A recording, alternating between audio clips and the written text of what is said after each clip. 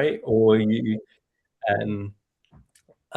just had a great walk, or you've seen a leaf that's kind of like you've noticed today. I don't know, but they give me a low positive and let us know where you're from. A low positive. That's a contradiction in terms. Charlotte, you can. Charlotte's much more eloquent when she starts speaking than I am. I knew what you meant, Rob.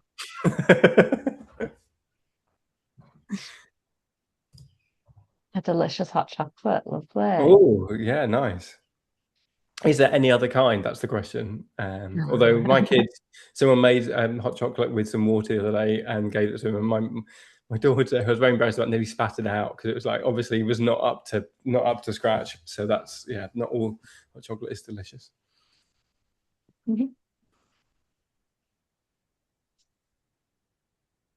Hi Mel, Heidi.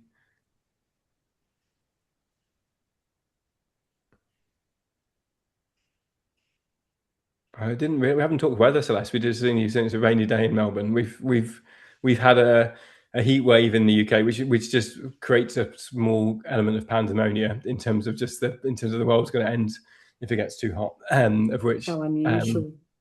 Yes, and so, but we're on a bit of a high at the moment. Oh, that's Heidi just saying great client meetings. Well, that's good. We will progress. I think we've all been in those meetings where you've had something and something's unlocked, and you're like, okay, we're going to move forward. We're moving forward. That's great to hear. Love that. Thank you.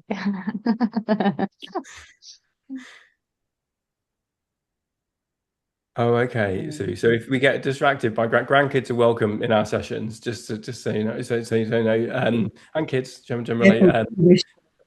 But so don't worry about that if that happens. But you might appreciate the respite as well. And pets. Whereabouts are you, Rob? As well. So I'm in Durham in the UK. So I spent 4 years lived 4 years in Melbourne. So in terms of I've lived 4 years in Melbourne, but we are Durham, the northeast of England. And Charlotte, do you want to say where you're from? Yeah, so I'm in Sheffield in the UK, so close-ish to Manchester. I spent 4 days in Melbourne and it was amazing. Desperate to come back to that side of the world.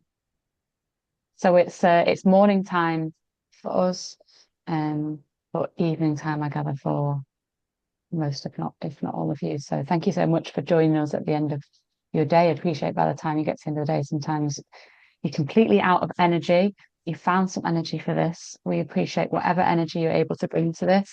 If you've got 1% left, manage it carefully. If you've got lots left, great, wonderful. However you show up is great for us. Celeste, do you think we've in a good position? Shall we? I think we might be. I think we've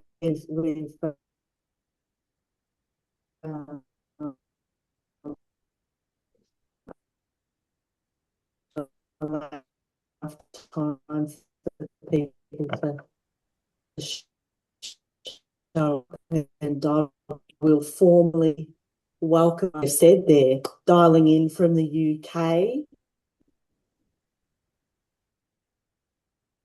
So Celeste, just as we pass to you, your audio's gone out of sync.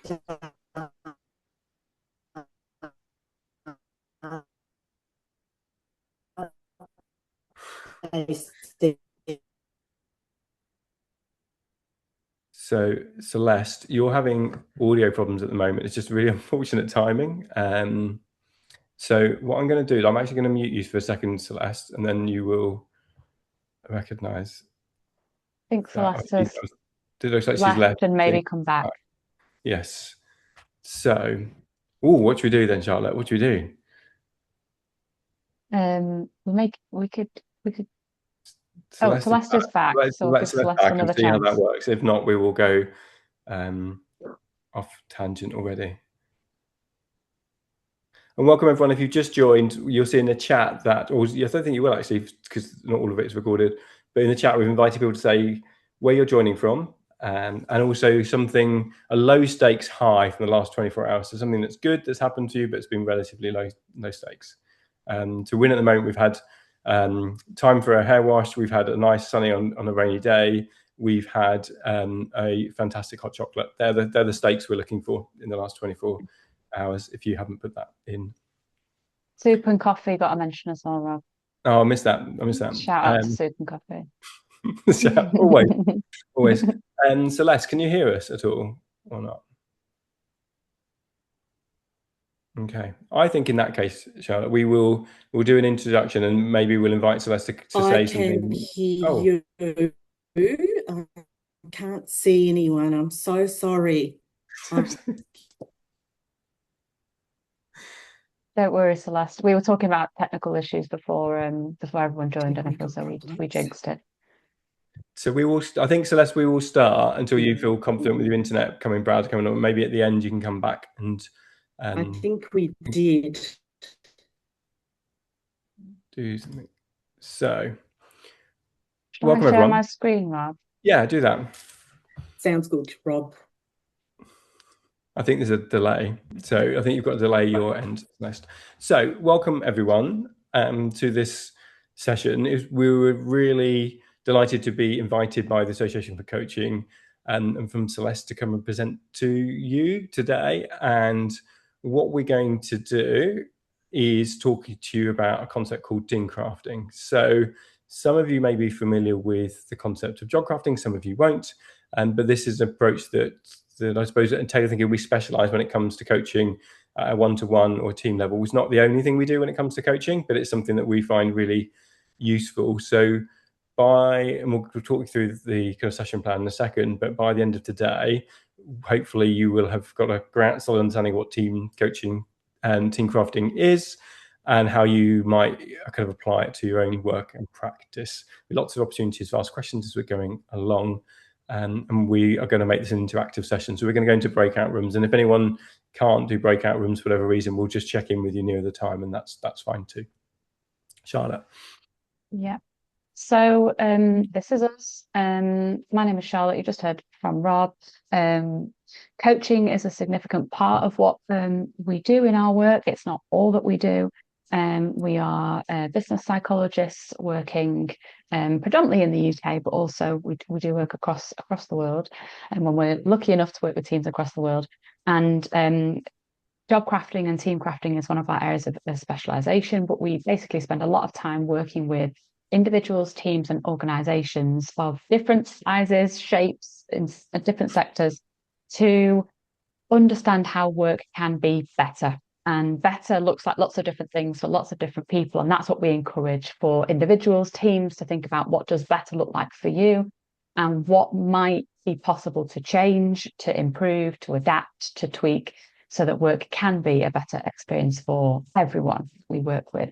So we are an HR wellbeing consultancy, and that's what we spend a lot of our time doing. So we're genuinely like people-focused people. We're both really interested in psychology and how we can use evidence from positive psychology and organizational psychology to help organizations do things that work, but to do it so that they work in the context in which they are operating. So we're proud that we're recent B Corp certified. We're a 4-day week employer. If you've got any questions about that, let us know afterwards. We've had some level of recognition and we're really proud of that, but we're always striving to do better. It's fantastic to be with you today, and it's great that you're interested in this concept. And I guess by way of understanding something, if you've got any awareness of job crafting already, it'd be great to hear what it is that you do know. If you're able to say, perhaps pop in the chat what your level of knowledge might be already.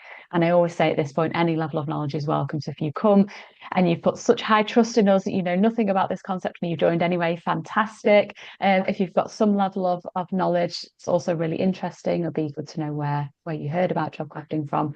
And as long as I think you leave with more than you came with, that's a great outcome for us. So that's a little bit about us. Yeah, it's a bit in the chat. So what level of job crafting do you have, if any? Put that in the chat, because it'd be interesting just to see. We're basically, Charlotte and I want to know how much can we make up of today's session, and basically if there's high levels of job crafting, we're going to get found out, Charlotte, so we can't do too much. Just talking about our kind of passion for job crafting, just to highlight again, if this is something that you're interested in as an idea, I did my absolute best to kind of bring all the science and research about jog crafting into a practical book for kind of how to apply it really in workplaces, and that can be kind of a coaching level, but also from an HR lens as well. And this is the kind of the book, and so it's easily Googleable, and this is some nice things Adam Grant said about it. So yeah, that's it. I can tell that makes you feel really uncomfortable, Rob. So here's the plan for the time that we have together today. We're going to start off by asking for your thoughts around high-performing teams. So from the work that you do in a coaching capacity, but also, just generally, you may have other hats that you wear. What do you think makes for a high-performing team? So we'll get onto that in a second. Then we're going to talk about this idea of personalization, why it matters, why it can be really helpful from an organizational context, and what this whole idea of job crafting and team crafting actually is.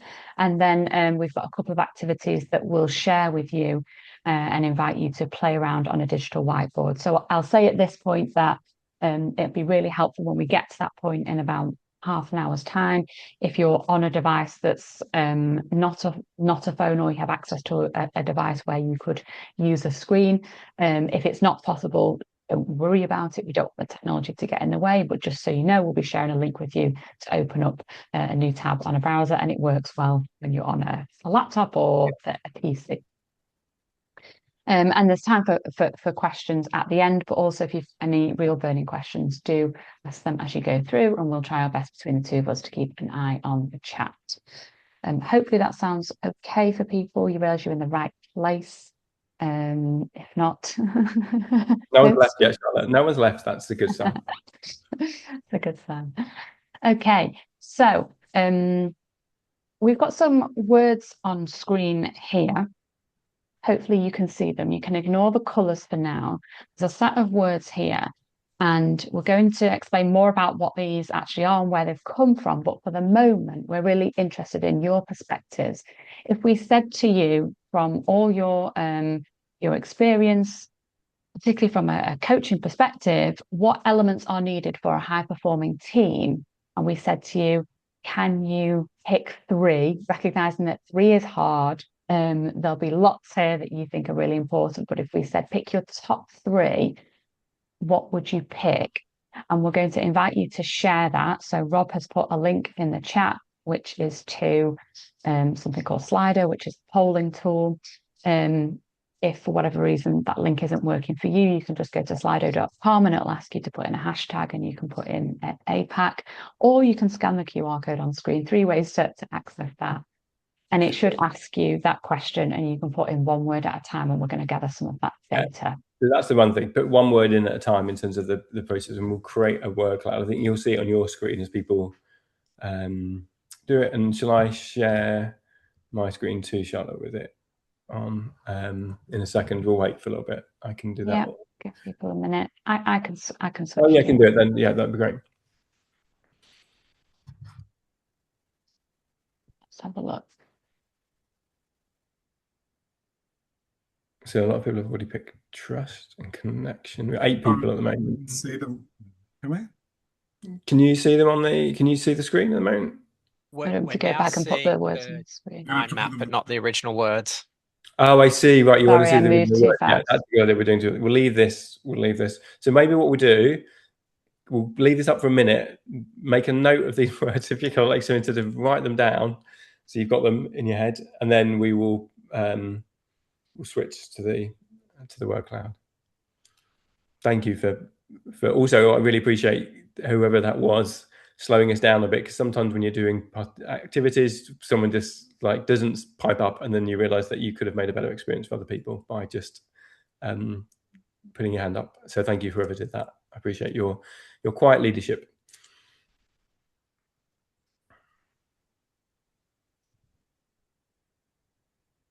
Okay.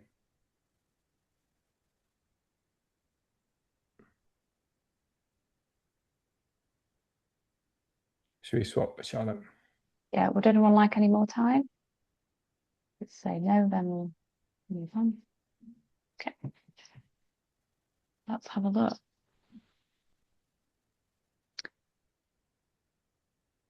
Okay, so challenge, trust, connection, clarity turning up as the top ones. So there's quite a good range here.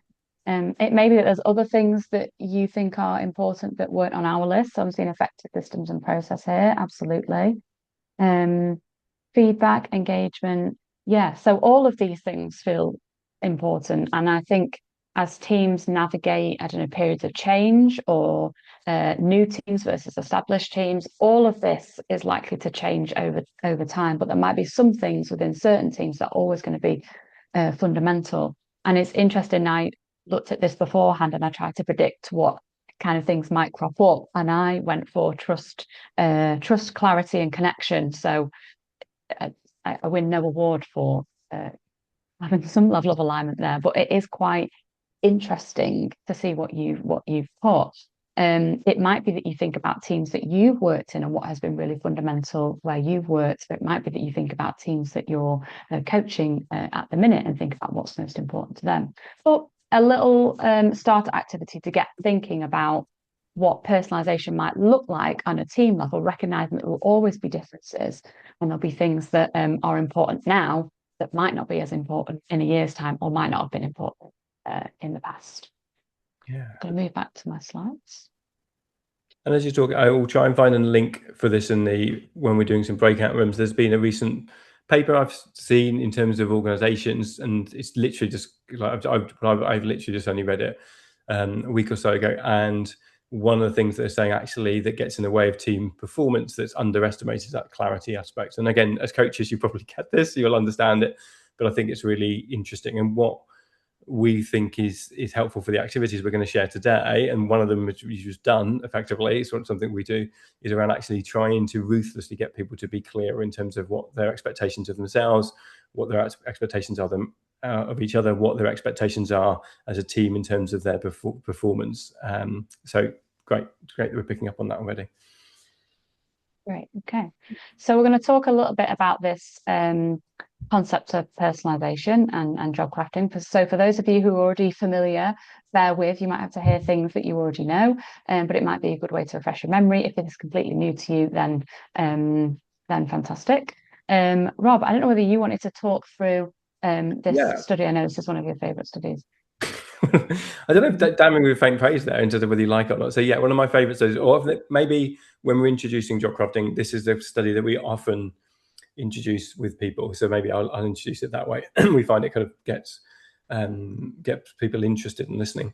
So I want to take us to IKEA. Some of you will be excited by that. Some of you will be kind of like dreading that idea of going to IKEA. But this is a study by Mike Norton and colleagues from Harvard Business School. It's been replicated in different kind of contexts. And in this study, the researchers put participants into two different groups. One was called builders and one was called inspectors. So if you were in the building group, you came into a room and you did this individually. You were given this flat pack furniture, a stationery box. Some of you might have this in your offices or seen them. And they were said, right, can you build this, please? And then so it took on average about 2.5 minutes to build. It wasn't complicated. And then they gave people a fixed amount of time, I think it was 2 minutes, to inspect the box, to say how much, to look at it in terms of like the quality of the construction. And then they were said, how much do you think this is worth? So that's what the builders did. They kind of came in, spent about 2.5 minutes building it, 2 minutes inspecting it, and then they were said, how much do you think this is worth? The second group, called the inspectors, came in, and maybe the name gives this away a little bit. The inspectors just had to inspect the box. So they didn't have to build it. The box had already been built for them. They spent the same 2 minutes that was allocated to them to inspect the box. And they said, how much do you think this is worth? And there was a significant difference between the two groups in terms of how much they valued the box. And I'd love for you just to put in the chat, can you put a B if you thought the builders valued it the most? Can you put an I if you thought the inspectors did? And maybe a bit of maybe a brief explanation as well. So Mel, I know you've fastest fingers, but can you also put a little bit of explanation as well? Maybe you vote first and then put your votes, put your rationale why, because I'm curious about it. Yeah, Vicky, I might come to you if it's okay, if you're able to speak just in terms of more investment in the box. I'm interested in that. And Mark, you put effort equates to value. That's interesting. So Vicky, I'll come to you first. Can you come off mic easily and just say a bit more about that? Yeah, so if you're building it from scratch, you've got to think how you do it in that time frame. Everyone's got to have an input to it. So you want it to work. So you've just got more investment of effort and more investment in it being a successful box. Yeah. And inspector comes along and really you've got a critical brain on just assessing it. Ooh. It's not the same sort of, yeah, you don't feel attached to it the way you would if Yeah. you've built it from scratch. You literally feel attached to it because you've got your fingers on it and you spent time building Mm. it. Yeah, thanks, Vicky. Mark, is that the same point you were saying, or do you want to build on that? A little bit. I think the value of human or people input, the effort gone in, and you put some sort of value onto that, and then that would equate to what you think it might be worth. Yeah, nice. Okay, so Tricia put this very nicely. Effort equals value. Like, it was interesting. Which is a nice way of kind of framing those. I don't think we had anyone putting inspectors. Did we, Charlotte? Did anyone put the inspectors? So you're all right, effectively. So the builders did value them, valued it almost twice as much as the inspectors. And what this, I think, is, again, when we're presenting this to people, saying, look, this represents the kind of messiness of humans, and the fact that actually logically, if you're logically kind of rational, the inspectors would value the box. They're getting exactly the same product. They didn't have to do the effort of building it, so actually they're kind of, it's value added. But they don't. But the answer is they don't value it. Humans are messy, and as humans, when we construct things, when we build things, we put our hands on things, when we see the kind of construction of something, we do feel that attachment in exactly the way that Vicky talked about it. And there's been lots and lots of different studies that have done this in lots of different ways. I can bore people with these. That's a separate side presentation that I can give to people. But the key idea is saying, when we attach something, when we develop something, we tend to value it. We value it more. And the same thing applies to our jobs and our work. So when we feel that we have actively grown, built our elements of our job, developed them in some ways, so maybe change them in a way that's kind of a reflection of us as an individual in terms of our talents, our strengths, our skills, we tend to feel more attached to it. We tend to value it, compared with an off-the-shelf kind of job where you're just doing it and say, you need to do this by rote. These are the things to do it in this way. And this is the same thing applies to teams as well. When teams have that opportunity to say, how do we want to work together?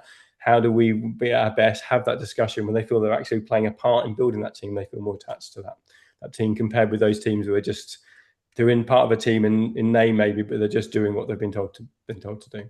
Charlotte, do you want to say anything more about that?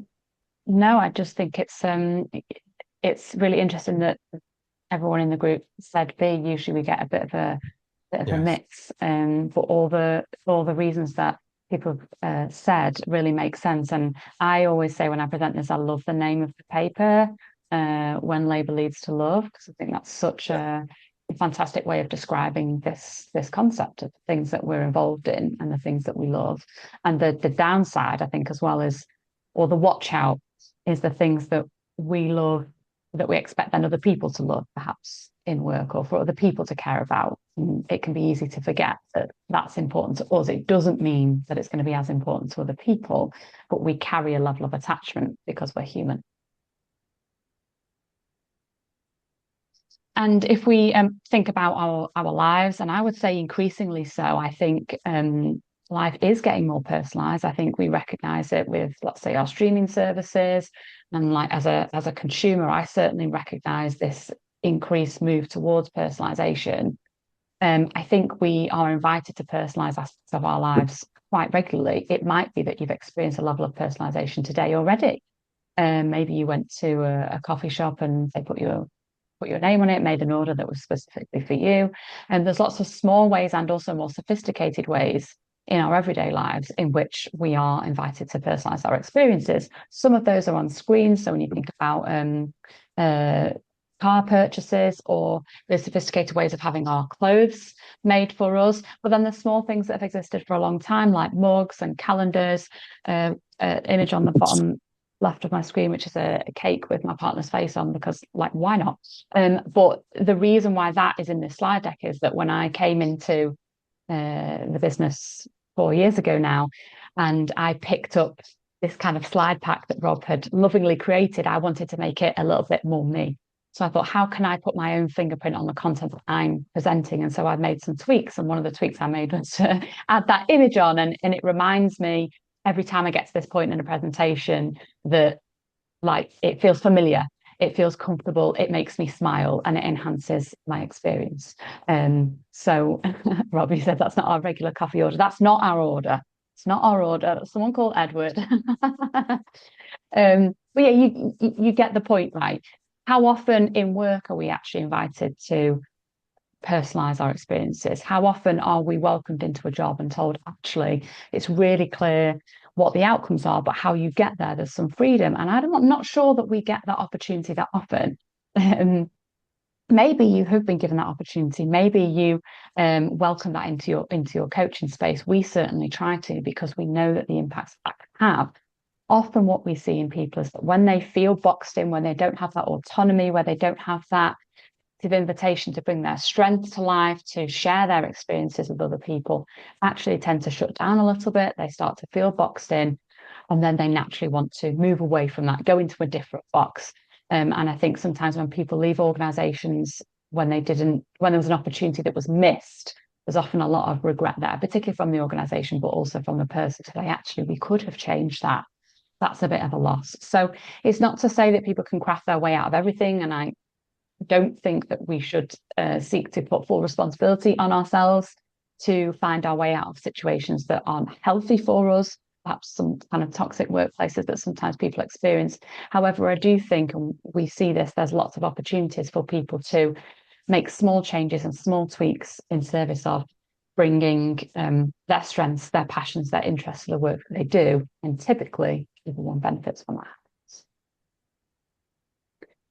Rob, here is the definition that we're using around job crafting. I just wanted to check in. Is there anything that I've missed in the chat at this point, other than coffee chat? I think we're doing well, and other than Celeste, I was right to make sure that we were careful in our coffee ordering. So when it comes to job crafting, this is again how we often introduce it to groups and individuals. So the definition that we use is making small changes to our jobs to bring out our strengths, our passions, our interests.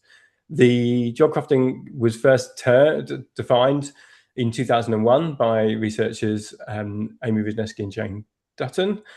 And so it's 25 years old now, and there's been over, I think, 450 peer-reviewed papers. It's really, really robust science when it comes to the concept, but it hasn't jumped over into mainstream kind of consciousness, from a coaching perspective, but from a leadership perspective or organizational perspective, say in the way that psychological safety has, which is like, if you ask any leader or any coach, everyone would know what psychological safety is. The job crafting research is about 4 to 1 in terms of size magnitude around job crafting versus psychological safety. I'm not saying that psychological safety isn't important, but it's just interesting the fact that this is really well understood and known from a management perspective and from a research perspective, but it just doesn't jump into mainstream consciousness. We can debate the reasons for that kind of elsewhere, and if people have got views on that, I'd be interested to kind of hear them in the chat.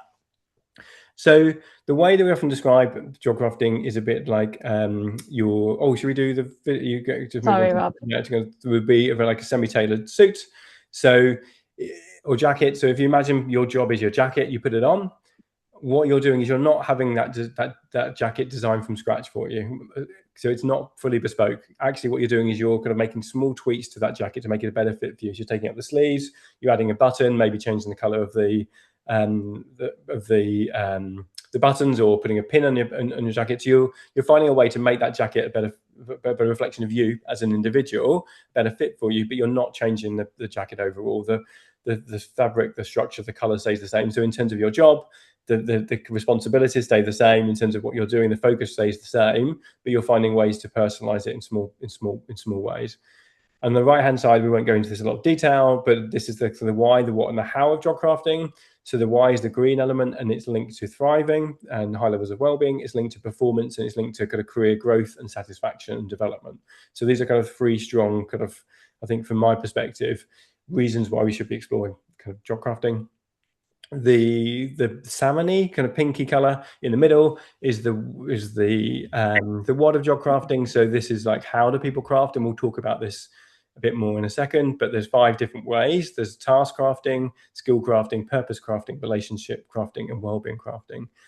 And then the last layer is really what we're doing today, I suppose. It's the how of job crafting. So it's encouraging people to step back from their work, or teams to step back from their work and think about, who do they connect with, what do they do, when do they do it, why do they do it, kind of maybe where they do it, how well do they do it from a health and health perspective. So it's getting people to be curious about the work and thinking about ways, is there ways of making it better, to use Charlotte's word from the start in terms of making it work better.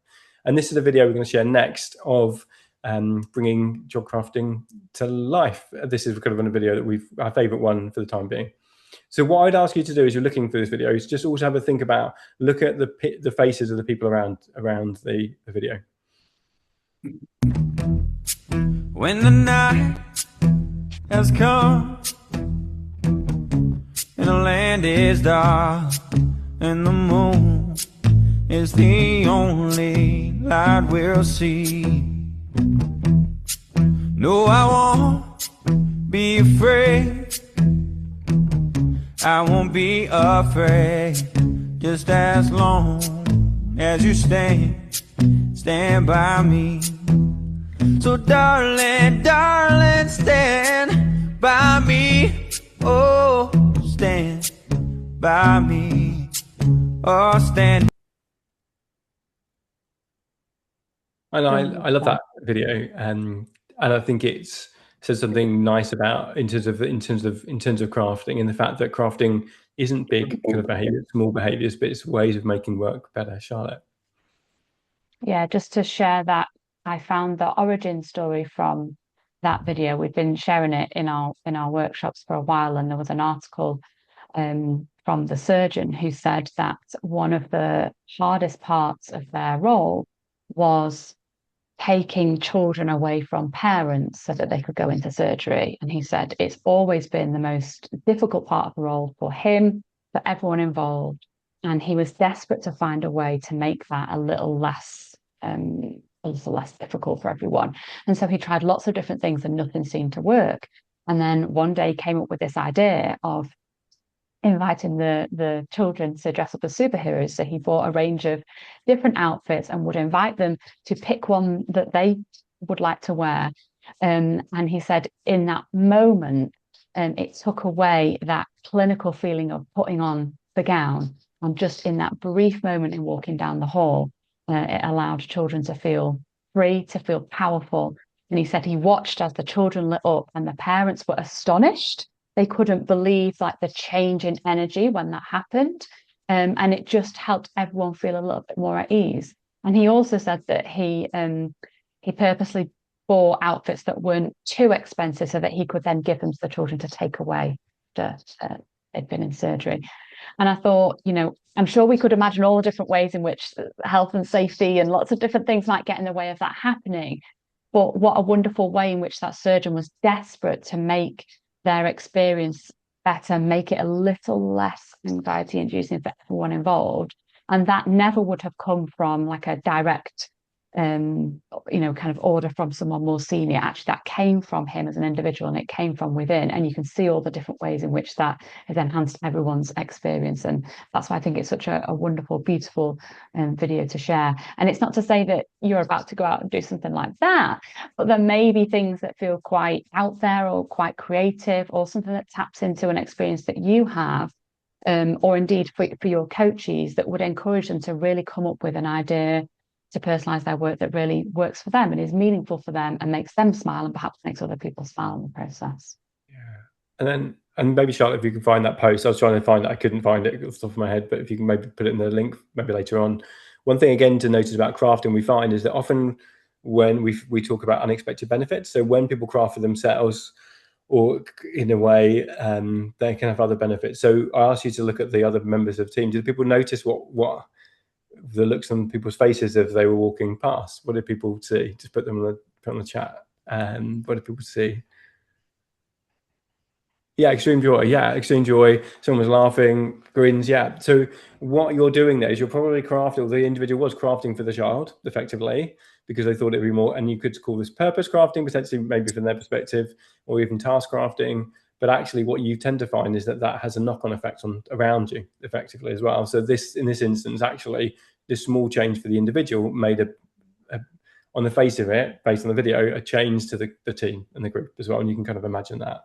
So that again, we find that there's this reverberation effect when people craft their work. It goes beyond the individual and the focus that they have. And the same thing happens when teams craft as well. We find that kind of reverberates beyond that team and that organization. Yeah. We like this so much, we're going to play it again. No, we're not.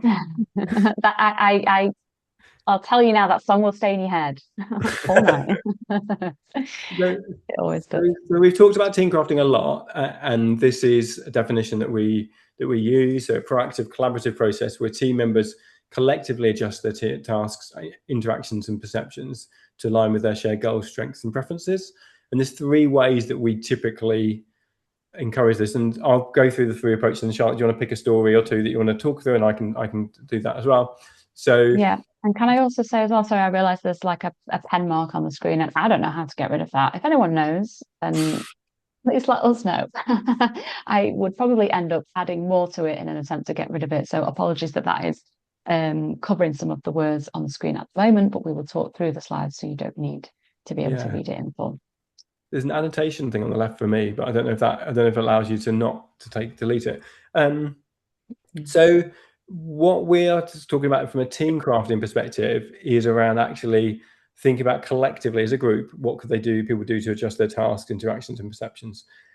So what we might think about 3 different ways that people would do this. So one is simply as a group, as a collective, you will come in and as a team, this can be incredibly powerful. You're saying, we're going to introduce the concept of job crafting to you as a team, but we're going to invite you and encourage you to craft yourself individually, and you're going to share your crafting goals with each other. So you're each going to have set your own individual job crafting task, but as a collective, as a team, you're going to do this together, and you're going to check in with each other. You're going to kind of encourage each other. You're going to support each other to achieve your job crafting goals. And we're also going to hear and understand what other people are. So everyone on this call might set a job crafting goal, and we would understand what that is. We'd support each other, and then we'd know about it. So we could potentially encourage it or recognize when you see it happening.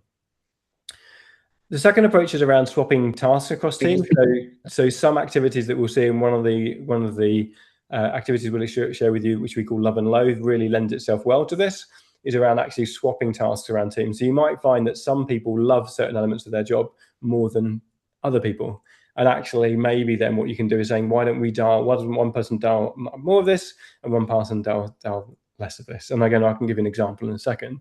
And then lastly, you can craft as a whole team. So you can say, as a group, as a collective, how do we work together? What are some things that we can actively do to personalize how we work and behave and act as a group, as a collective? And some of you have done some of this work already in terms of team coaching, and we do this lens of crafting is saying, actually, how can we craft and get better at this work? So we talk about how you can act. So that's the kind of through our tasks and activities, interact to how we work with each other, and also think about the work that's kind of the purpose and the meaning behind it.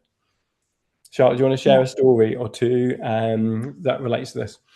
Yeah, so on that second one, swapping tasks across the team, we were working with a legal firm in the UK, and we got a team of PAs together. So this is kind of the personal assistants who worked with the legal team, and they were talking about all the different tasks that make up their everyday work. And there was this one task, I can't remember like the specific technicality of what they did, but it was quite a repetitive administrative type task, and everyone kind of groaned when they talked about this task, because we were talking about what aspects of your work do you enjoy and what aspects do you not enjoy as much.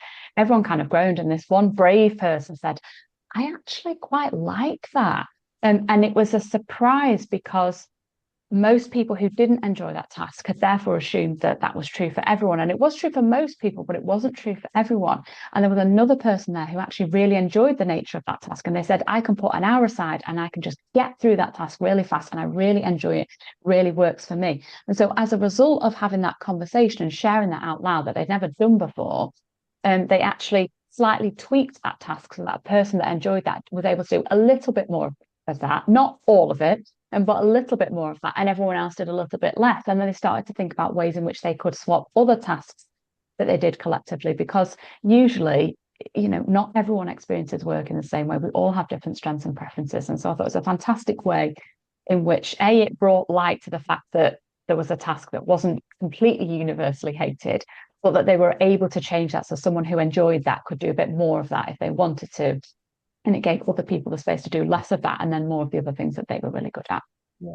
And the way that we do this as a team, I suppose, is that, Charlotte, you've got maybe more of a kind of leaning for logistics and planning than myself. We can both do it, but so often with working projects, you'll take the lead in terms of that logistical kind of planning, events, calendaring, diarising, putting together the plan of work. That's something to do. And something for me that I love doing is around ideation. So I'm very often the first person to kind of say, right, I'm happy to start from a blank page to come up with some ideas that we can then collectively get better.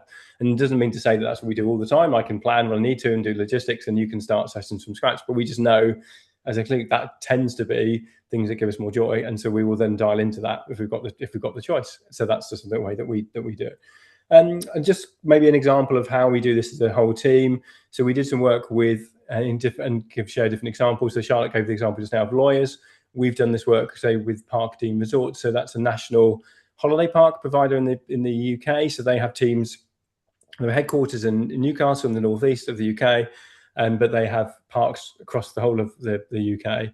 And what we do there as a team is we've got some activities using some cards that we'll share with you as we're going through, and saying, right, as a team, as a collective, let's talk about some of the things that we want to get better at as a team. So in terms of a park team, and we've used this in different ways across the whole of kind of park team, different tasks in different levels and head office, but also actually people on the park saying, actually, as a team, what are the things we want to get better at? What are the things we want to craft and personalize in terms of our approach? So we want to have more of a distinctive identity. So that's an example that we've done that with the Park Dean. And the enabling crafting within the team is something we do all the time. We've got hundreds of examples of this where we get people together, but there is something really powerful and magical about people doing individual crafts, but as a group, as a collective, because people can support each other in that way. Yeah. So there are the three different ways in which we like to think about team crafting, and it might be that you recognize some of this is happening unintentionally with teams that you work with, or it might be that there's one there that you think, oh, I could really see a specific benefit of the team being able to do that together. And I guess that's our invitation to you to consider what might be helpful here. But one of the ways in which you could look at this quite practically and specifically is an activity that we call Love and Loathe. And we're going to share with you how this works and then invite you to have a go either from your own perspective or perspective of a team that you work with. And it's based on a model called the Job Demands Resources model that some of you may be aware of. Arnold Backer, who's a prominent organizational psychologist that specializes in job crafting. And in essence, I think it's a really straightforward model. That's one of the reasons why I really like it. And you're looking at the demands that you typically experience within your work and the resources. And you want a good balance between demands and resources, because if a job doesn't have any level of challenge or demand, actually we could get quite bored. We tend to check out. But if we have demands that aren't manageable, we don't have the resources that we need to meet them, then that can be highly stressful and can lead to things like burnout. And the research talks about these typical set of demands and resources. So, for example, if your job is physically demanding, that carries a weight. If there's politics, whether that's big P or little p, organizational politics, national, global politics, particularly at the minute, it feels like we cannot escape global politics. That can have an impact on people's work in a negative way. If your work is cognitively demanding, you might realize you're tired by the time you get to the working day, and workload that feels unmanageable is a demand for a lot of people. On the flip side, things that are resources that help us to manage those demands, things like feedback, so getting feedback that is timely, that is constructive, that is helpful, getting access to training so that we can do our jobs effectively, having autonomy. Humans need a good level of autonomy in their work. And relationships. So often it's the positive relationships that we seek a lot of meaning in, that we seek a lot of support in when we're at work. And so the idea is about balancing these demands and these resources and recognizing what those demands and resources are for you at any one time. So we've turned this into an activity called Love and Loathe, where we ask people to map out what are some of those loathsome tasks, or as we call it here, energy drainers, and what are some of those things that give us energy, that make us feel good, the things that we enjoy when we go to work. And if you were to map them on a graph where time is the other axis, you're thinking about how much time are those things taking up. So for example, if on the left-hand side, you've got things that are real energy drainers and are taking up a lot of time, maybe it's systems that feel clunky, maybe it's navigating office politics, maybe it's not having the clarity that you need to do your job effectively. That might then be something that you would like to craft, either to take less time or to enjoy it a little bit more, and that is possible. Versus on the right-hand side, perhaps on the right-hand side at the bottom, there may be things that really give you energy. It might be spending time with certain people. It might be socializing through your work. It may be getting access to feedback, whatever it is. If you're not getting enough of those things, maybe that is an area that is craftable as well. So this is an activity that's really helpful to do just on an individual self-reflective level, but particularly helpful in teams, because you can look at this from your own graph and then share it with other people in the team. And that's when you realize there's those things that you didn't realize about a person beforehand. Or you can actually do it as a whole team to say, as a team, what are some of the core tasks that make up our everyday work? And how do we feel about them? And you start placing them on the graph. And then collectively, the team can decide which ones are perhaps prime for crafting, what is changeable, what would we like to change and in what way? And then it's an activity that can be repeated over time. So I don't know whether that's made sense to you at this moment in time, but we just thought we'd give an opportunity for you to have a go at this yourself. And so Robbie's going to paste in the chat a link to an online whiteboard, and I'm going to move across on my screen. So if you click on that link in the chat, it should take you to a screen that looks similar to identical to what you're seeing on my screen. If that link isn't working in any kind of way, don't worry about it. This is the kind of activity that you can also do on with pen and paper. But we thought it'd be a good opportunity to do this collectively and to see what you put. So if you're on the Miro board, And you can see people doing that now, can't you? So lots of people doing it. Yeah. Bring everyone to me. I'm just going to give you a couple of minutes to think about what is on the right-hand side of the graph for you and what is on the left-hand side. Like we say, you can do this for you, or you could think about you in a different context or a different team that you work with. But I think it's helpful for you to just think about yourself and your jobs that you can relate to this activity. And think of a handful of things that sit on either side and map them against that time axis based on how much time those things are taking up. So you may want to think about your everyday tasks in the work that you do. And we've got some post-it notes that are here ready for you. So these sticky stacks, if you left click on one and drag it, then you click into it and that's where you can type. If you're done with it, you just can delete it. If you want to grab a different color post-it note, you can go to the left-hand side. There's a bar, it says sticky note, and you can grab any color you want. You can make it smaller, you can make it bigger.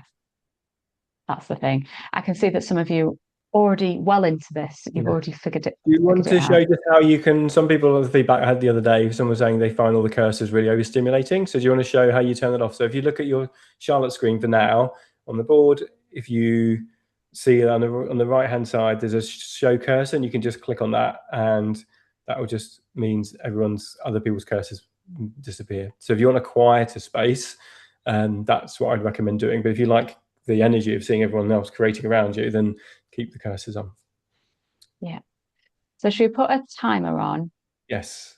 Give people a few minutes and we can always add more time. So let's see how we get on. And if you've got any challenges whatsoever, do just let us know in the chat. We're going to stay here.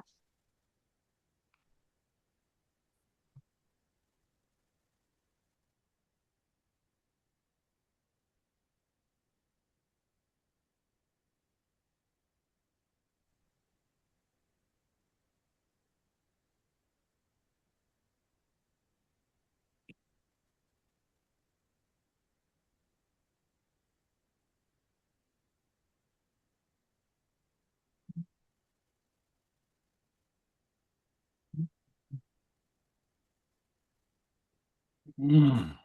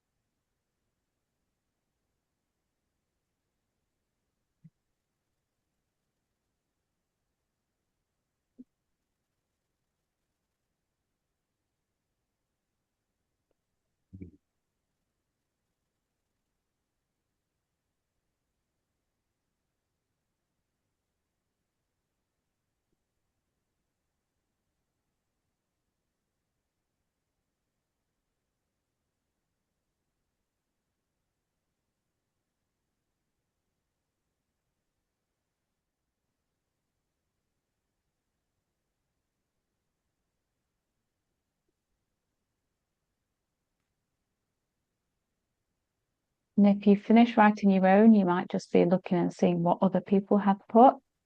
Perhaps there's things that you relate to. Perhaps you're finding interesting themes here. I'll give you another minute or so to finish off. I'm seeing some people who love my joy of invoicing Charlotte and expenses. I'm not alone. That's good. I feel You're certainly seen. not alone.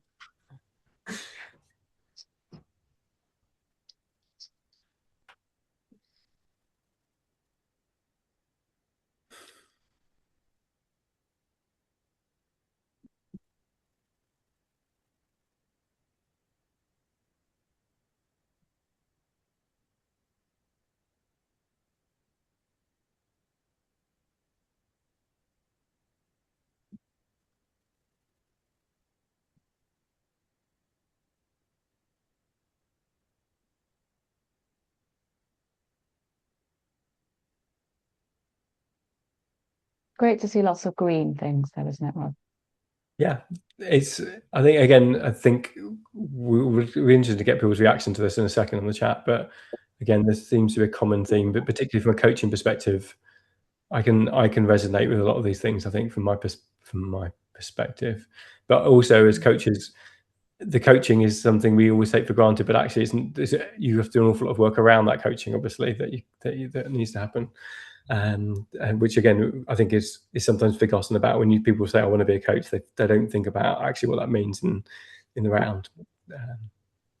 Yeah, and it could be helpful to split that out for people to say, Yeah. I really love the coaching. Why am I finding this difficult? Well, it might not be the coaching per se that is the challenge. It might be, like you say, everything else around it. Yeah. So why don't people put some reactions on the chat? So in terms of actually, what do people like, didn't like about what you love, what you loathe about that kind of activity? So, and maybe as you're doing that, I'll talk about what we do next with this. So if we're doing this as a group effectively, so what we would do as a group, we would then spend time kind of identifying and talking about some of these things that are kind of particularly important. So we might group them. So we won't do this now, but we might group them into certain themes. We might do some dot voting. So we get people to actually saying, okay, every team member, you have 3 dots or 5 dots, put them across the things that you think we really need to kind of, the lows that are really important for you, and actually some of the things that give you energy that you really want to kind of boost and foster. And then we will say to people, okay, let's make some critical actions together as a team, or crafting goals that we're going to have together about saying what's something we can do to boost this element, or what's something that we can do to kind of try and reduce the energy cost of this other element, even though sometimes we can't change it because it's not in our control. We can maybe think about when we do it. An example of this is working with a sales team. We did some work with them, and none of them like doing the CRM system, the customer client relationship manager. They like talking to sales. They like the whole process of the sales, tracking new sales down. They hated the idea of updating the system, but they really realized they needed it to rely on it as a business, from a business perspective, but also for them. They used it a lot to kind of actually remind themselves of the background of clients and relationships. And so some of those people in the team decided that on a Friday, it was going to be a funky Friday task, where they would basically say, right, we're going to put it in our diaries and we're just going to do it for half an hour. We're going to blitz this together. So people just joined a call. They just didn't talk about it, but that's when they updated their CRM system together. So that was an example where they were kind of team crafting that activity a little bit. So in terms of, and also having that social connection that a lot of us find that when we are kind of connected, we can focus on the task better than maybe if we're doing it individually. So that was just a small example that came to mind. Charlotte, do you want to say anything else about this before we move on?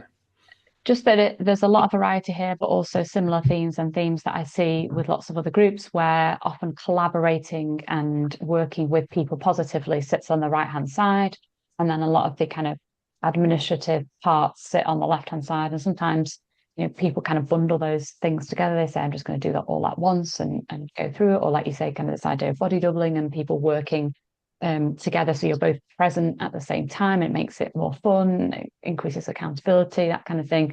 So I would say, if you're interested in looking at yours specifically, do this yourself. It literally takes 5 minutes. See what that looks like, spot the areas that could be changeable, and then consider, if you do work with a team, what it might be like to facilitate this activity in more depth. And if you want any more information from us, let us know. But I think you're a group of people who would spot the opportunities to use this in powerful and productive ways. And there's no right or wrong with any of it. I think it's interesting data. And, you know, when me and Rob have done this ourselves, there's often been surprises of, oh, I didn't realize that took up a lot of energy, because you just get on with it. And it's like, well, it does take up a lot of energy because it's my natural strength, but I always want to do my best. So it may look like it's a strength, it's actually not, just so you know that takes a lot of energy, and you can have lots of different conversations around single elements. Okay, let's move on, Rob. Yeah, we're going to do another activity. So we're going to move towards, in a second, we're setting up another activity that we're going to get you to do individually to start with, using the mirror board, and then we're going to go into breakout rooms. So if you don't find yourself in the next 10 minutes or so able to join a breakout room, and only be for 5 minutes, I think, then just put a note on the chat, because Celeste is going to help with that. And so just a breakout room warning that's going to come to you in about 10 minutes or so. So if we now kind of think about kind of different ways of crafting. So when Charlotte showed the kind of crafting cards kind of earlier on, she said, don't worry about the colors. And we're going to just talk a little bit about the colors, because they represent different types of crafting. So and if you remember the kind of the why, the what, and the how of jog crafting, the middle pinky bit, there was kind of a circle with 5 different kind of types of crafting on it. So from a research perspective, but also from a practical perspective, we tend to find that people are kind of craft in 5 different ways. They sometimes overlap. They're not just completely distinct, but they tend to be kind of under one of these different umbrellas. So one's around task crafting. So this is about tangibly changing your tasks and activities, how you do something. So it could be about using different software for presentation, for example. It could be a different approach to emails, running team meetings in a different way. They're all kind of examples of task crafting. Relationship crafting is around actually finding ways to amplify your relationships with individuals or groups, or maybe even reduce them down in certain respects. So if you have mood hoovers around you in terms of colleagues that you want to spend less time with, then you might want to kind of relationship craft by protecting your time or limiting your time with those individuals. And a really small example of relationship crafting, we worked with a group of physiotherapists, and one person had the idea of setting up a breakfast club on a Friday morning. So they just said, right, on a Friday, we don't spend enough time connecting to each other informally. So our shift starts at 9. I'm going to be here from 8. I'm going to bring my favorite box of cereal, which was Crunchy Nut cornflakes. And I remember the story because I like Crunchy Nut cornflakes. And they said, bring your favorite box of cereal, and we'll just sit and hang out and have breakfast for those who want to. No expectation, no pressure. But if you want to, that's a way. And that was a way for that individual about boosting a sense of connection amongst their colleagues. Skill crafting is about developing and refining new skills or existing skills.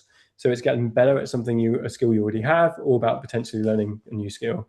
And someone in one of our groups, with an accountancy firm, again, just trying to give different examples, one of the skills that they talked about was around confidence in public speaking and speaking in meetings. So actually, often I sit back in terms of meetings, I want to be more present and prominent in client meetings and pitches. So that was a skill they really worked on. Wellbeing crafting is about making your job healthier from a mental or physical perspective. So that could be, the physical bit could be around bringing more activity in terms of what you do, having more regular breaks between meetings. From a mental perspective, it could be thinking about how you structure your day. So it could be saying, actually, I'm going to give myself an hour in the mornings to focus on certain tasks before I jump into my emails, or having a really good end of day routine so that I feel that I'm in the best spot when I actually walk in my front door or walk down my stairs into the living room to join my family. I'm in the right headspace for doing that.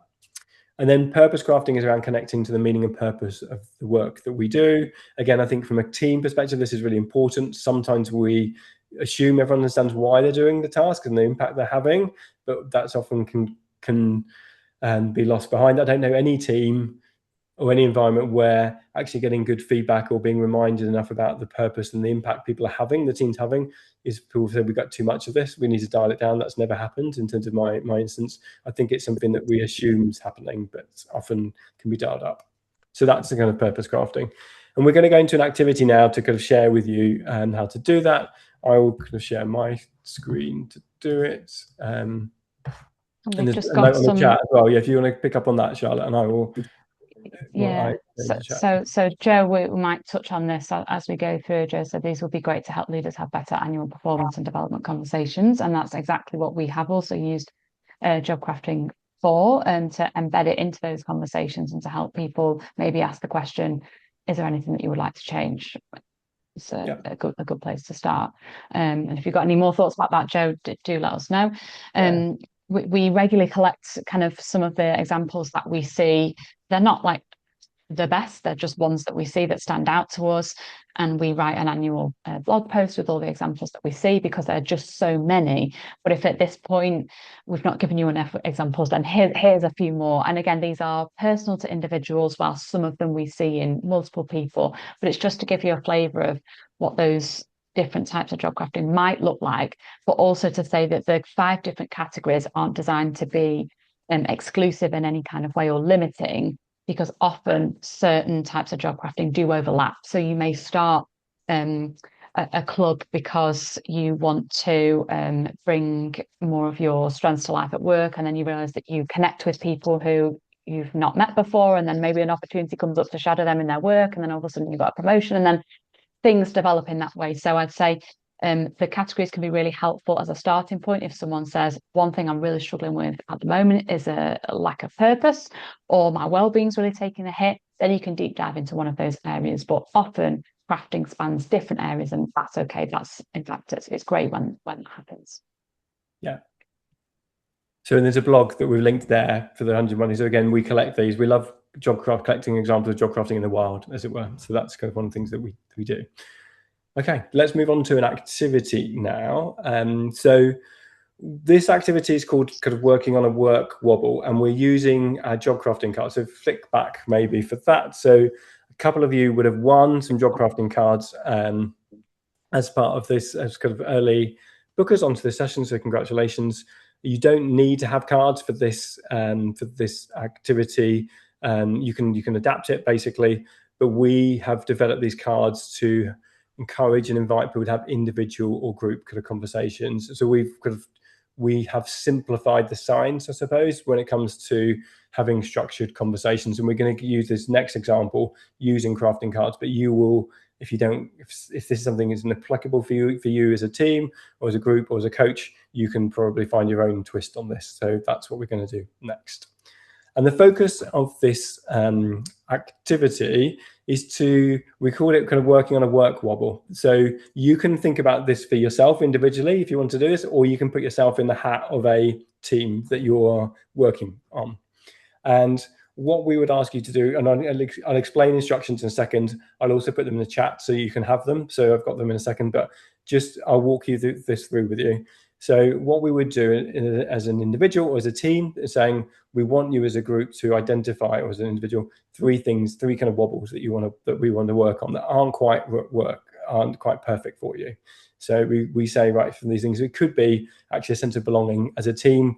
We work remotely, we're super busy, we're just not connecting enough. Or it could be energy in terms of like actually individually you could be saying, I don't know what it is, but I'm just feeling a bit either burnt out, I'm just not motivated, I'm on top of my work, but I'm not excited enough about it, that's gone somewhere. Or it could be around development, saying I don't feel that we've developed as a team, or I'm developing as an individual in terms of that approach. You pick 3 things, and then we're going to go through a structured activity about kind of what you can do about it. So if you go to the next slide, Charlotte. So what's one thing you want to kind of work on? Think about how much of this you have between 1 and 10, and then think about what you would change. So when you say how much of this you would exist, so we would say, right, if you imagine that sense of belonging, we would say you've got that, and how much of this sense of belonging do you have as a team at the moment, do you think? So 1 being none, 10 being lots of it, and you might say we're at 5 or 6 effectively. And what would you like it to be? We'd love it to be an 8. And then you talk about what that looks and feels like to be at that 8 compared with that 5 or that 6. So what would that be different? So it could be from a sense of belonging, feeling like we have a chance to catch up with each other.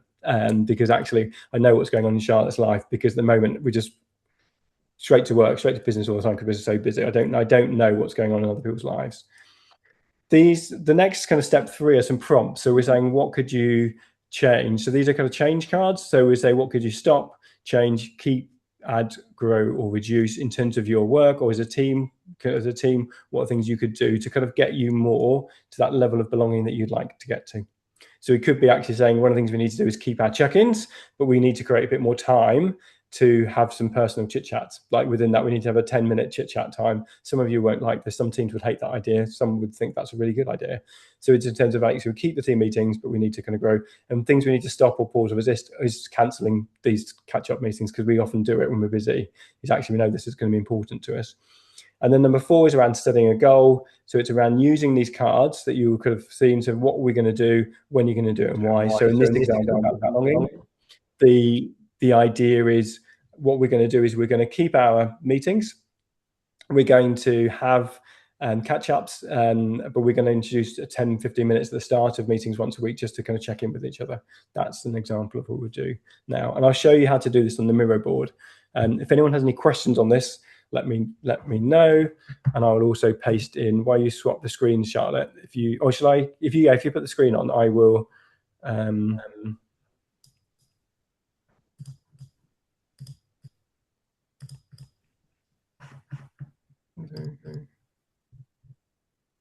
So that's the slide.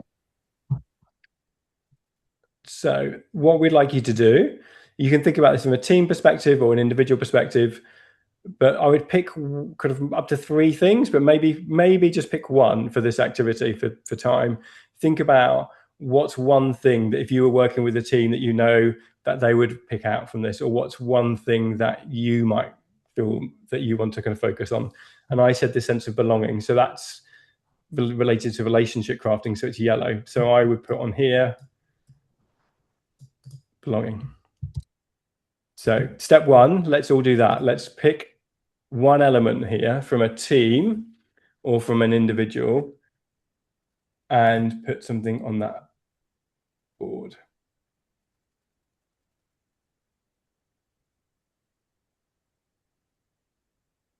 So again, you might want to imagine a team that you're working with, or you might want to do this for yourself. What's a soft spot in your work?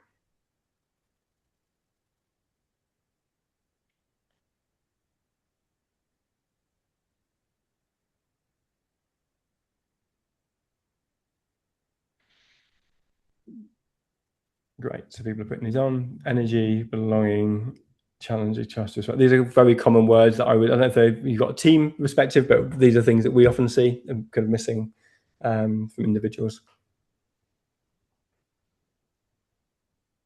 Okay. The next step from this is to scroll to the right slightly on your board. I'll move us all to me. Is think about how much of this you have and how much of this would you want. So here you might want to just pick your word and just put belonging if that was yours, and you'd say, right, I'm going to be here. That's where I am, and put a number on it maybe. So I might put 6. And then I would put here, how much of this do you want?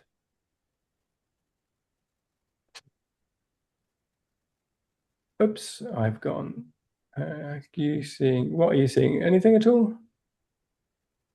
You click off the post-it note, Rob. Yeah, I can't. I will try. I've just lost the screen on my screen. Hang on. So I think, did you have a 6 for belonging? That's where it is at the moment. Yeah. And then where you would like it to be would be an 8. Yes, that's right. Yeah. It looks like you were in the post-it note I somewhere. am. I've somehow managed to get rid of all my windows, and I will try and get back. Here we go. Yeah, there you go.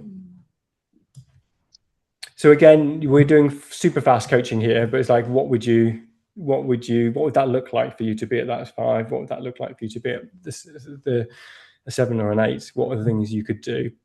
And then, so we're doing this. I'll give people just a minute to finish off here in terms of where you are.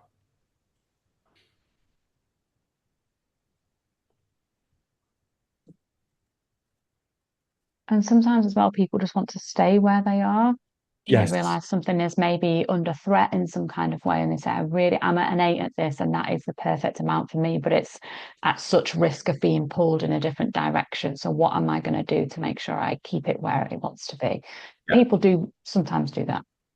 Yeah. And then, so I'm going to move us across again. So we're getting so I kind of recognize you were looking at one screen. I'll just move this to another. These are our kind of change cards. So here you might use these as prompts to think about what could you change and do differently. So the example I gave to you about the team with belonging is saying one of the things we could stop doing is I'm going to put belonging in so you know it's me. Stop cancelling team meetings. And one of the things we could add or grow might be 15 minutes of chit chat. And what we'll do is I'll give you a minute to kind of start doing this, but then we're going to move you into breakout rooms so you can just have a chat with people about how you've kind of how you found this activity, I suppose, and what's the idea, the theme that you took, and some ideas to stop or change. So one, just talk about what you've kind of your thoughts on this activity. Secondly, it's kind of stopping. I love the fact gossip. Again, I can see this. I don't know if it's a hypothetical or real example, but I imagine we've been in teams where like, yeah, yes, actually, we need to stop kind of gossiping about each other, about how you found that. So Celeste, do you want to kind of think about opening team meetings? But just before you press go, I just give people a time check. So we're going to put you into rooms of about 3 people. And what we'd love you to do, and we'll give you maybe come back at UK time. 10 minutes. 10 minutes, basically. So 10 minutes to continue to do this activity, but also reflect on how you found this. You can say, Varn, what questions you might have so that we can pick those up when we come back at the end. Okay. So what you're doing is you're talking through this activity, talking through example, and then you're going to come back with any questions or thoughts. And we're going to come back around 23 minutes past the hour. And I'm popping you all in your rooms now. So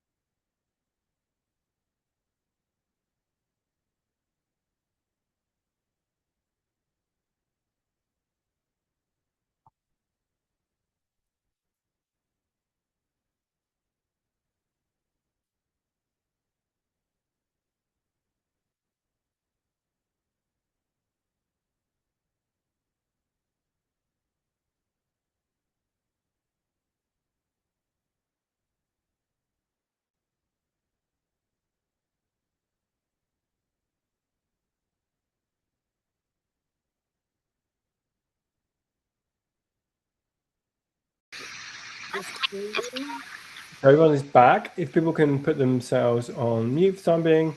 I don't know if you know the people who came back first. I think it's through your internet connection. So Trisha, you are winning the internet. Who is providing your internet is the fastest today to come back. So there you go. Yes, thumbs up. So there you go. So we've got 2 things we'd ask of you now for the last closing 7 minutes or so of the session. So one would be just get your reflections on that activity. So put those in the chat, please, but also questions that you might have about the session on team crafting that we've kind of that surfaced from today. So put both in the chat, and then we'll kind of come to people to expand further. But we'd love to know just reflections on activity and any questions you have about the activity, but also in terms of the content that we have shared with you today. We will, one question to answer that is around slides. So you will get copies of this recording, I think, but also you'll get slides that we shared with you together. We'll include some other links in here and resources that we think might be useful that we've kind of referenced as well as we've gone through.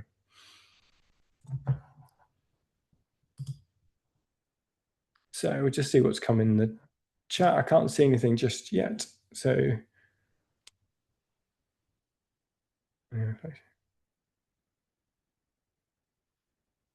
yeah, a really interesting question from Melissa. Do you want to take that one, Charlotte? So Melissa has asked, do you need to meet some preconditions in relation to people's or team's agency to change things up before opening up? And that's a really good point and a common question that we get asked. Often we do like to work with leaders and the organization as a whole to assess, I guess, the conditions for crafting to be most effective. It is helpful to do some pre-work with organizations and with teams, just so that people feel safe to, engage in these types of conversations, to share what it is that perhaps isn't working for them, and to be able to be supported in that change, because it is change, and people respond differently to change. So yes, we do like to make people aware of what job crafting is, what it isn't, and to encourage teams to think about maybe what some of the boundaries of that might be for them. So, for example, we usually say, if you're crafting, it's helpful to do it to 3 levels, which is that it's beneficial for you, because why would you go about crafting your work if it was going to be beneficial for you? That it is also not detrimental to your colleagues. So, for example, if you didn't like to update a certain system, but your colleagues rely on that, don't just stop doing that. There might be other ways in which you can work together on a solution that works for all of you. And then thirdly, that crafting is in alignment with the broader organizational goals and mission and values, etc. And usually when people set those boundaries, you can craft in more positive and productive ways. We find that people generally do craft in positive ways. And even if you don't set the optimal conditions, people will just craft in secret. And we always think it's better if people can do that openly. So yes, I think having some conversations, doing some pre-work and doing some level of assessment beforehand, even if you're just curious about how things currently are, can help to set the groundwork for crafting to be most effective. It can be effective anyway, but yes, I think it's more effective when we do that starting stage. Rob, do you have anything to add to that? No, I think that's a really good answer. I would say that where we would say don't craft is a situation where there is not that encouragement or people will be penalized for doing it, because actually that takes that backward step. Yeah. And that focus on control is really important. So actually it's like, yes, it might be, if only senior managing this, that our lives will be better. But it's like, if senior manager aren't going to change, what can you do within your control as a team to change that? A couple of other thoughts or observations on this, and maybe what we can do in terms of timing is that any questions that that put on there that we haven't answered, maybe Charlotte and I will record a mini micro 5-minute video for you of like answers to these questions, so you can have those as a bonus extra, because we've got some interesting questions. Heidi, you mentioned about using this in conjunction with the strength profile. Absolutely, that's a brilliant idea and something that we've done with work in terms of actually getting people to show their strengths and talk about crafting their strengths using that information. And we've run some workshops earlier this year, actually working with a company called At My Best, where we have been combining strength and crafting. So it's called strength crafting. So absolutely, I think that's a super insightful and useful thing to do, and I'd encourage you to explore that. Mel, I'll come to your question. Is here, you said, what have you come across that is helpful when working with teams who are experiencing structural systems, organizational tensions that may not be able to affect as individuals or a smaller team? So that's maybe picking up on some of that Charlotte's point around what's in your control, not in your control, but saying, are there things that would be particularly useful to help with this, is the thing I would say. And that could be that clarity bit. And you could be saying, right, as a team leader, I can try and help and do some elements of this. So that's what I would say there. Charlotte, have you picked up other questions from this? I'm just trying to make my way through it. These are all fantastic comments and questions, and we don't always get this level of enthusiasm or engagement, so thank you. I think the point around managing it and empowering people in line with visibility of goals and what people need to deliver, I absolutely understand that balance. And in our experience, actually, people are crafting in service of being able to meet those deliverables. So I think if you're really clear about what is changeable and what is not, so our deliverables as a team is X, Y, Z, that is not changeable, but there's so much scope into how we get there, and inviting people to explore that, or maybe just doing mini experiments and starting small, and it eases off some of that natural tension around making too much change. The great thing about making small changes is that if they don't quite work, we can easily revert them back. So setting kind of some kind of scope or restraints, boundaries, but also the the level of change which is being experimented with can just be helpful to kind of maybe isolate it in pockets and then think about building it more widely. Nice. I like that. So double thumbs up to what Charlotte said there. I'm just thinking, coming to time, and I'm really respectful of everyone's evening. Celeste, I'll come to you. If that works for audio perspective, if it doesn't, then we'll close.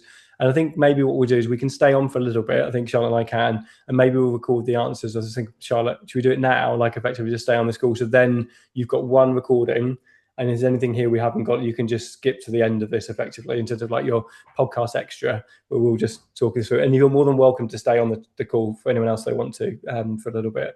But I'm mindful of everyone else's evening. So Celeste, I'll pass to you. Well, I think we're all very appreciative of you gifting us a little more time to answer some of these questions.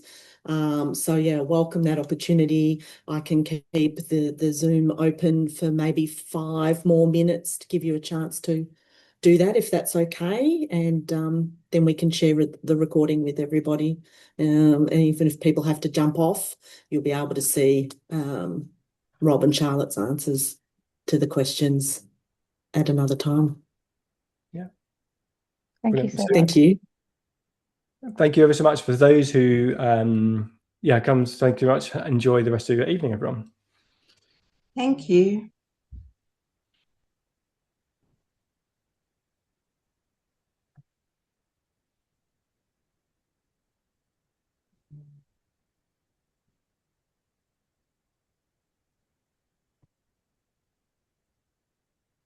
Okay, a few people are sticking back. So to say hi, Joe, as well. Like, remember, we met before. Hi, love to see you here.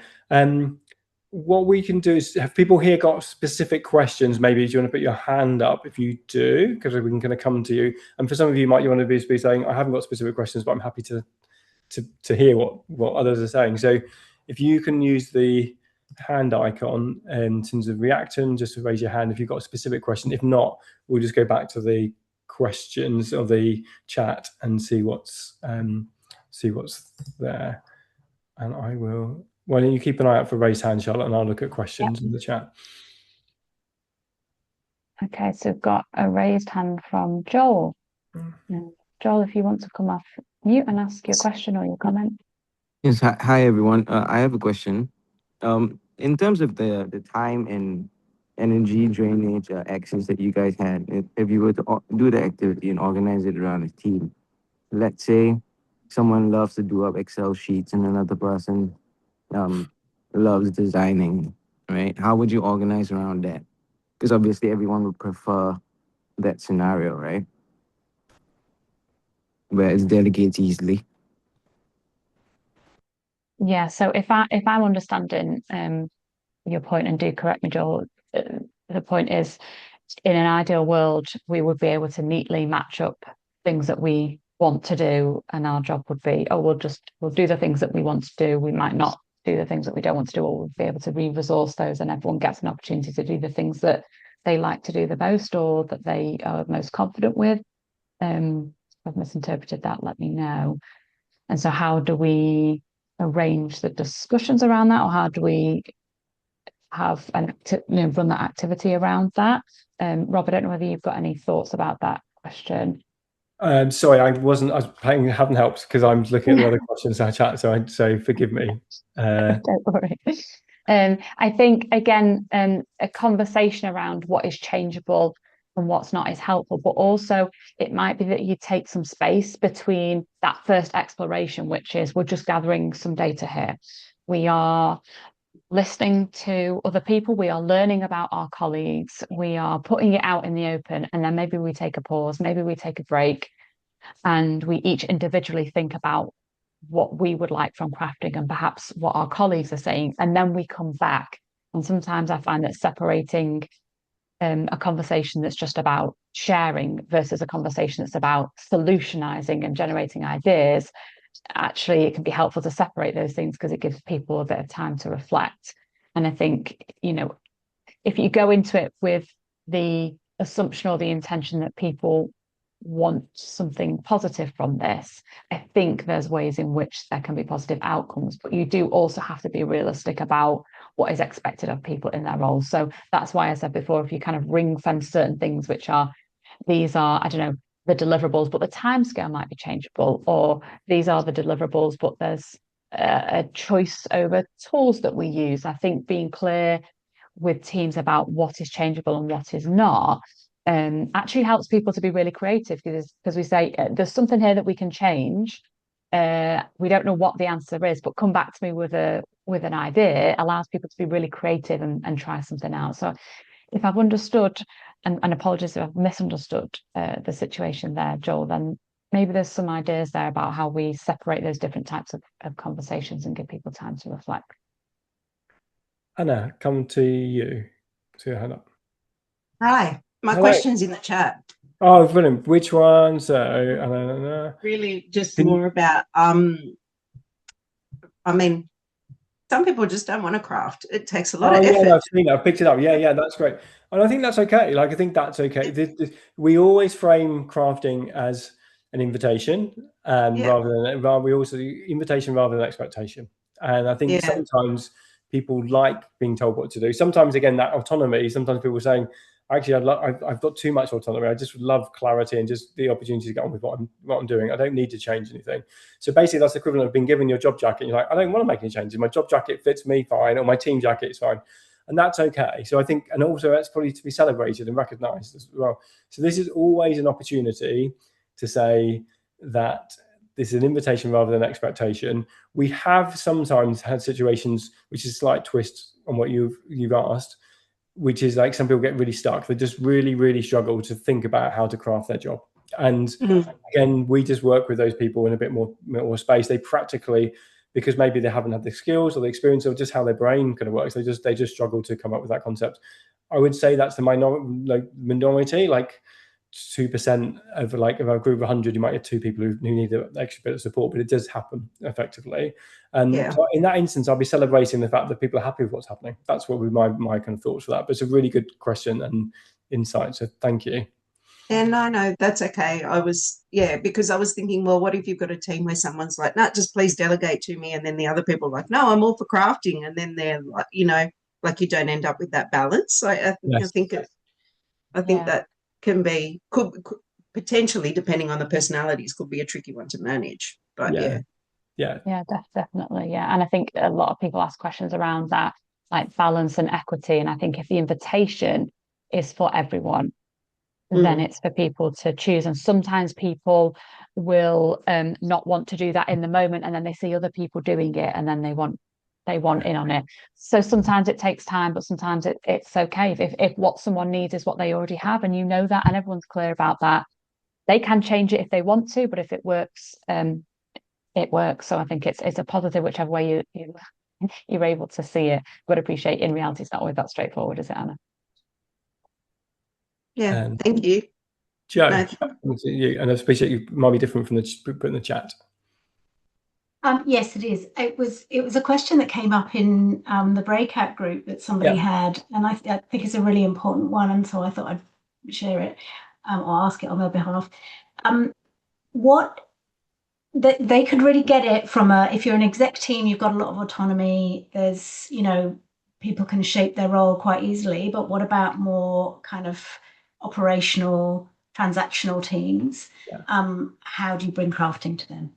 Should I first go on that, Charlotte? Because I think often when this is a common challenge again, I think it's helpful to have an experimental mindset and saying, actually, the story I'm telling ourselves is certain teams can't do this effectively. But actually, if we think about where job crafting came from, it was discovered in hospital cleaners, right? So that was probably the lowest people that you would look for, or in terms of an organizational structure to kind of people were crafting, but they were doing it. We've done this with physiotherapists, we've done this with contact centers, we've done this with cleaners, we've done this with technicians. And what we find is that people are thirsty for crafting, but they'll do it in different ways. They won't craft their tasks, maybe because they're very fixed, but they'll dial something up. So in a contact center, for example, someone said, I want to feel that I'm actually helping people. I spend a lot of time getting shouted at or feeling frustrated customers. So they put a diary in the seat of their car and they wrote down their best customer experience that day before they went off. That was it. That was their goal. But over time, that list built. And they started having conversations. The first conversation they had at home was about the thing that went well rather than the thing that didn't go well. And it wasn't that was an accident by the experiment, but so they were crafting in small ways outside of their kind of on the call. But I think in terms of actually, we sometimes tell ourselves stories about people can't do certain things because we don't have the same level of autonomy as the senior leadership team, but actually we find it works on a grassroots level. So that's why I would say just experiment and try and see. Great question. And we've got a question from Nell, who's not here, but if we cover it quickly, and then have you ever used it like a World Cafe process where teams rotate to different tables with a crafting idea per table and then rotate to a few different crafting ideas? I don't know that I have done that, but I haven't. I'm going to now though. So I am will do that, and this is the beauty of this session. So I think that's an amazing insight now, and great. We haven't done it that way, but I think it would definitely. I could see it working. Do you think, Charlotte? Yeah, me too. And Nell, if you're listening and you've got ambitions to do that, let us know how it goes or if we can help, because I think that's a fantastic way of doing it out in the open, doing it together and really helping people to build on other people's ideas and bringing some creativity to the process. I think that's one of the beauties, isn't it, of that collective approach, the innovation that comes out of it. Yes, that's what happens, I think, when people do it out loud, and people will probably craft anyway, but you get more from it, I think, when you do it collectively, when you do it out loud, and when you do it with that intent to learn and build on people's ideas while still allowing a level of uniqueness and autonomy within specific individuals. Rob, do you think we've covered all the questions? I think so. Yeah, I've gone through and I've kind of posted those. And Joe, there's just a tiny one before we're no conscious of time for Joe. You were talking about the love and loathe as well. How do you help people craft when they've got commonalities? And I think that's in that instance, you would probably do less task swapping. Effectively, you're swapping one task the other, but it'd be around saying, let's think about collectively how we amplify the things that give us joy around that connection, that ideation, and reducing the things that we don't. If there's only so much to go round, then as a team leader, it's probably quite helpful to know about that so that you can maybe apportioning some of that work out. So if you're a marketing team who loves working on campaigns, say, but you're only going to get 5 campaigns a year, you might think about, rather than giving those to everyone or first come, first served, it's actually saying no is something we need to kind of hold back. Because actually I know that Joe's super swamped at the moment, can't put her hand up for the campaign now, but I'll make sure that she does get to work on a campaign in September when I know her workload is going to be a bit brighter. So that's where I think that activity can kind of come in to kind of people actually think about how they allocate their work in that way. Great. I think we've covered all the questions. Yeah. Very much appreciate you guys staying back and doing that for us. I wanted it to be easier. I thought it would be easier than doing it again so later on. So that's good. And we love our questions, so that's great. Crafting in the moment, so to speak, Rob. Yeah. So just officially to offer my sincere thanks and gratitude for running the session, going overtime on questions. I know it was full of innovative approaches and very practical activities, which you might have seen all the thanks that were coming from people that had to leave. And I think everybody loved also that real world examples because everybody's wanting something to take away. And I think you delivered in spades. So again, my deepest gratitude for the session today from both of you. And I hope the rest of your day goes beautifully, the rest of your week goes beautifully. Thank you so much. Thank you so much, Les, and thank you everyone for coming around. And say, Joe, again, lovely just to catch up and see you again, a familiar face, and this is lovely to see. Thanks, Anna, and